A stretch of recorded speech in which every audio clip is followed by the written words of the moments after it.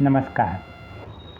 આત્મજ્ઞાનના જિજ્ઞાસુ સર્વ ભાઈ બહેનોનું આ જીવન મુક્તિ ચેનલ ઉપર સ્વાગત છે.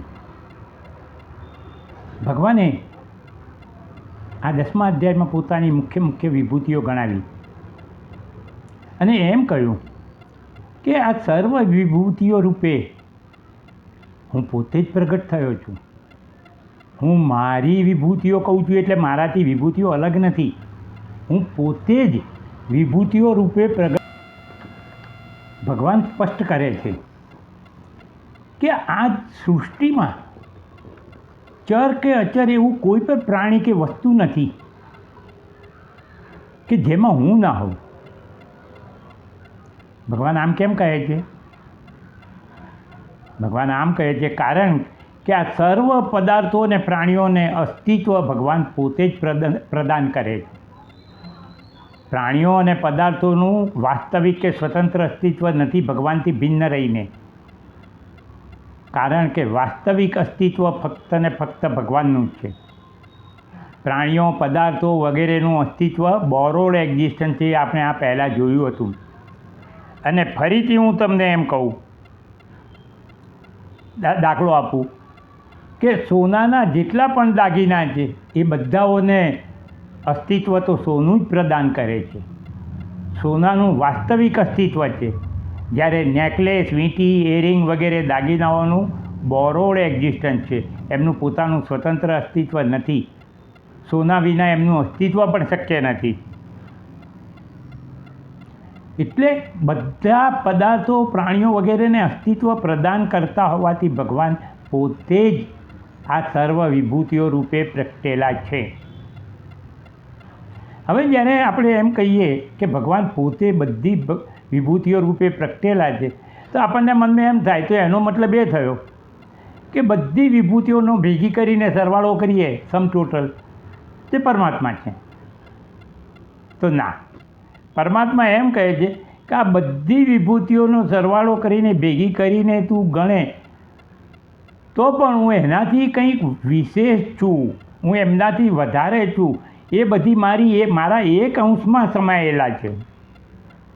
આપણી 5 ઇન્દ્રિયો, મન, બુદ્ધિથી જે આપણે જોઈ શકીએ જે બધી વિભૂતિઓથી પણ પર છે ભગવાન. મન, બુદ્ધિ, ઇન્દ્રિયોની પકડમાં ભગવાન આવી શકતા નથી. અનંત છે. આપણી મન, બુદ્ધિ, ઇન્દ્રિયો સીમિત છે. એટલે બધી વિભૂતિઓનો સરવાળો કર્યા પછી પણ પરમાત્મા એનાથી અનંત છે. ઓન ધ કોન્ટ્રારી પરમાત્મા એમ કહે છે કે મારા એક અંશમાં આ બધી વિભૂતિઓ સમાયેલી છે. મતલબ કે મારા એક અણુમાં આ બધી વિભૂતિઓ સમાયેલી છે. પરમાત્મા તો અનંત અને અમાપ છે. એ તો કોઈ દિવસે જાણી શકાય એમ નથી.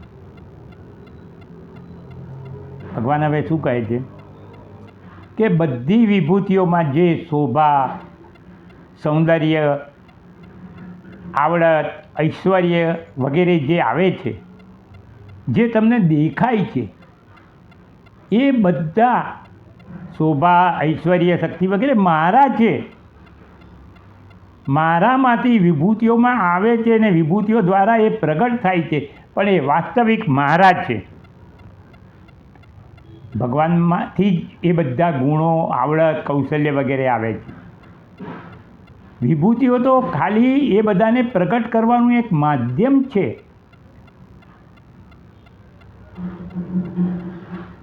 તો આ વિભૂતિઓને આપણો પ્રોબ્લેમ શું છે કે આપણે જે વ્યક્તિ વિશેષમાં શક્તિ, આવડત, કૌશલ્ય એટલે કે ટેલેન્ટ વગેરે જોઈએ તો આપણે એનાથી અંજાઈ જઈએ છીએ, એના ચાહક બની જઈએ છીએ. પણ આપણે ભગવાનને યાદ પણ નથી કરતા અને ભગવાનના ચાહક નથી બનતા કે આ જે વ્યક્તિ વિશેષ કે વસ્તુમાં જે વિશેષ ગુણ છે કે આવડત છે એ વાસ્તવમાં ભગવાનની સંપૂર્ણ આવડત, ભગવાનના સંપૂર્ણ કૌશલ્યનો એક અંશ છે. આ બધા કૌશલ્ય, આવડત બધાનો સરવાળો પરમાત્મામાં છે. પરમાત્મા બધાનો સોર્સ છે. ઉદાહરણ તરીકે હું તમને એક દાખલો આપું કે રાજેશ ખન્ના કે અમિતાભ બચ્ચનની એક્ટિંગની કલા જોઈને આપણે ખુશ થઈ જઈએ છીએ, આપણે એના ફેન બની જઈએ છીએ. પણ આપણને આપણું ધ્યાન એ તરફ નથી જતું કે રાજેશ ખન્ના કે અમિતાભ બચ્ચનમાં એક્ટિંગ કલા મૂકનાર અથવા તો રાજેશ ખન્ના અથવા અમિતાભ બચ્ચન નામના એક શરીર દ્વારા પરમાત્મા પોતે પોતાની એક્ટિંગ કલા દર્શાવી રહ્યા છે. પરમાત્મામાં તો બધું જ છે. એ એમની જે કલા દર્શાવે છે એ પણ એમના કલાનો એક અંશ જ છે. આપણે જોઈએ છે કે કલાઓ જેટલા એક્ટરો છે એમની જુદી જુદી પ્રકારની કલાઓ છે, તે બધી કલાઓનો સરવાળામાં બધા પરમાત્મામાંથી જ આવે. બીજું ઉદાહરણ જોઈએ કે ધોનીને હેલિકોપ્ટર શોટથી સિક્સર મારતો જોઈને આપણે ખુશ થઈ જઈએ છીએ, વાહ વાહ કરીએ છીએ. પણ આપણે એ યાદ નથી કરતા કે ભગવાને એનામાં આ શક્તિ મૂકી છે અથવા તો ભગવાન પોતે ધોની નામના શરીરરૂપી માધ્યમથી આ પોતાની સિક્સર હેલિકોપ્ટર શોટથી સિક્સર મારવાની કલાને પ્રદર્શિત કરી છે. કલા ભગવાનની છે, પણ આપણો પ્રોબ્લેમ શું છે કે આપણે વ્યક્તિ વિશેષને મહત્ત્વ આપીએ છીએ. અને એનાથી પણ મોટો પ્રોબ્લેમ એ છે કે જે વ્યક્તિ વિશેષને આ કલા શક્તિ કે આવડત મળ્યા છે, ટેલેન્ટ, એ પોતે પણ ભગવાનનો આભાર માનવાને બદલે એમ માને છે કે આવડત ને શક્તિને બધું મારા છે, અને એમ કરીને અહંકાર કરી બેસે છે. મનુષ્ય જીવનને દિવ્ય અને સાર્થક બનાવવા ભગવાને જે કંઈ કહેવા જેવું હતું એ બધું કહી દીધું. એમણે 7મા 9મા અને 10મા અધ્યાયમાં કહી દીધું. ભગવાને પોતાના સાચા સ્વરૂપ સાથે પોતાની વિભૂતિઓ વિશે પણ કહ્યું. એમણે કશું જ બાકી નથી રાખ્યું. હવે એ અર્જુનને પ્રશ્ન પૂછે છે કે હે અર્જુન, મેં તને મારા સાચા સ્વરૂપથી માંડીને મારી સગુણ સાકાર વિભૂતિઓ વિશે તને જે કંઈ તારે જાણવા જેવું હતું બધું જ મેં તને કહી દીધું. તારા પારમાર્થિક કલ્યાણ માટે તારે જે કંઈ જાણવા જેવું હતું બધું મેં તને કહી દીધું.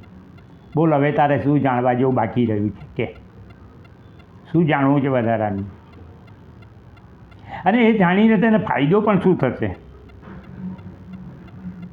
કારણ ભગવાનને તેમની વિભૂતિઓ સહિત જાણી લીધા પછી જાણવા જેવું બાકી રહે જ છે શું રહે? જે ભગવાનને જાણી લે છે, સર્વને જાણી લે છે, એ પોતે સર્વજ્ઞ બની જાય છે. ભગવાનની જેમ બ્રહ્મવેદ બ્રહ્મૈવ ભવતીની જેમ. વાસ્તવમાં ભગવાન શું કહેવા માગે છે કે વધુને વધુ શાસ્ત્રોનું વાંચન કરીને અનેક ધર્મો, શાખાઓ, સંપ્રદાયો વગેરેનું જ્ઞાન ભેગું કરવાની ધૂનમાં ભગવાન ભૂલાઈ જાય છે અને માત્ર બૌદ્ધિક કે શાસ્ત્રીય જ્ઞાન રહે છે. આ બૌદ્ધિક કે શાસ્ત્રીય જ્ઞાન જગતમાં એટલે કે સમાજમાં તમને યશ, કીર્તિ, ધન વગેરે તો મળે જ છે, પણ એનાથી ભગવાન પોતે ભૂલાઈ જાય છે. શાસ્ત્રીય કે બૌદ્ધિક જ્ઞાન તમને સંસાર ચક્રમાંથી મુક્તિ નથી અપાવી શકતું. એટલે ગુરુ અને શાસ્ત્રો પાસેથી ભગવાનના સાચા સ્વરૂપનું જ્ઞાન પ્રાપ્ત કરી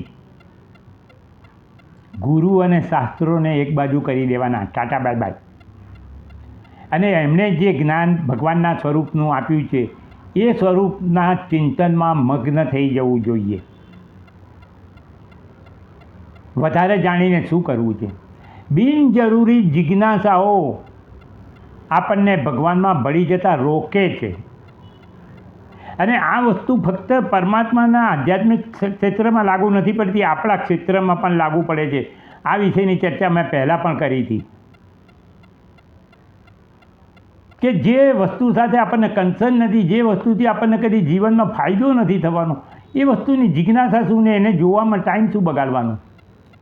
ડિસ્કવરી ચેનલ ઉપર એક ભાઈ છે, કંઈક મેન વર્સિસ વાઇલ્ડ બતાવે છે, એમેઝોનના જંગલોમાં ઝેરી સાપથી કઈ રીતે બચવું.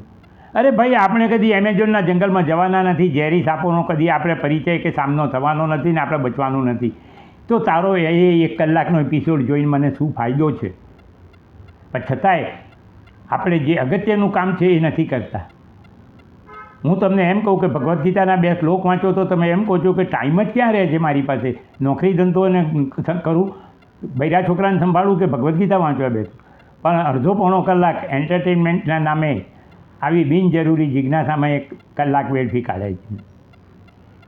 વાસ્તવમાં આપણી ફરજ એટલી જ છે, આપણી જવાબદારી છે કે જો આપણે આપણું જીવન દિવ્ય અને સાર્થક બનાવવા માગતા હોઈએ, આપણે આપણું પારમાર્થિક કલ્યાણ ઈચ્છતા હોઈએ, તો ગુરુ અથવા તો શાસ્ત્રો પાસેથી ભગવાનના સ્વરૂપનું, સાચા સ્વરૂપનું જ્ઞાન પ્રાપ્ત કરી એનું ચિંતન કરતાં રહેવું જોઈએ. મેં તમને પહેલાંય કહેલું કે જે વસ્તુનું તમે સતત અને નિત્ય ચિંતન કરતા રહો છો, તમે એનામય બની જાઓ છો. તમે ભગવાનના સાચા સ્વરૂપનું ચિંતન નિત્ય ને સતત કરતા રહો તો તમે પોતે ભગવાન રૂપ બની જશો. એ જ તમારું પારમાર્થિક કલ્યાણ છે. આ સંસારનું જ્ઞાન તમને કોઈ કામમાં આવવાનું નથી. જરૂરી છે, નોકરી ધંધા માટે સંસારનું જ્ઞાન જરૂરી છે, કોમ્પિટિટિવ પરીક્ષાઓ માટે જરૂરી છે. પણ મેં તમને આ એક ઉદાહરણ આપ્યું, એવું જ્ઞાન કોઈ જરૂરી નથી. સંસદમાં પેલો માણસ કેમ સ્પીકર તરીકે ચૂંટાયો ને પેલો કેમ ના ચૂંટાયો એ જિજ્ઞાસા આપણી કોઈ કામની નથી. એ જે રાજકારણીઓ છે એમનું કામ છે, આપણું કામ નથી. તો આપણે એક બાજુ રાખો. તો મારા ભાઈઓ બહેનો, આ સાથે 10મો વિભૂતિ યોગ પૂરો થઈ જાય છે. હવે આપણે વિશ્વ સ્વરૂપ દર્શન યોગમાં દાખલ થઈશું, જ્યાં અર્જુન ભગવાનને તેમનું સગુણ સાકાર વિશ્વરૂપ જગતનું દર્શન કરાવવા માટે પ્રાર્થના કરે છે. બહુ સરસ અધ્યાય છે, સુપર્બ અધ્યાય છે.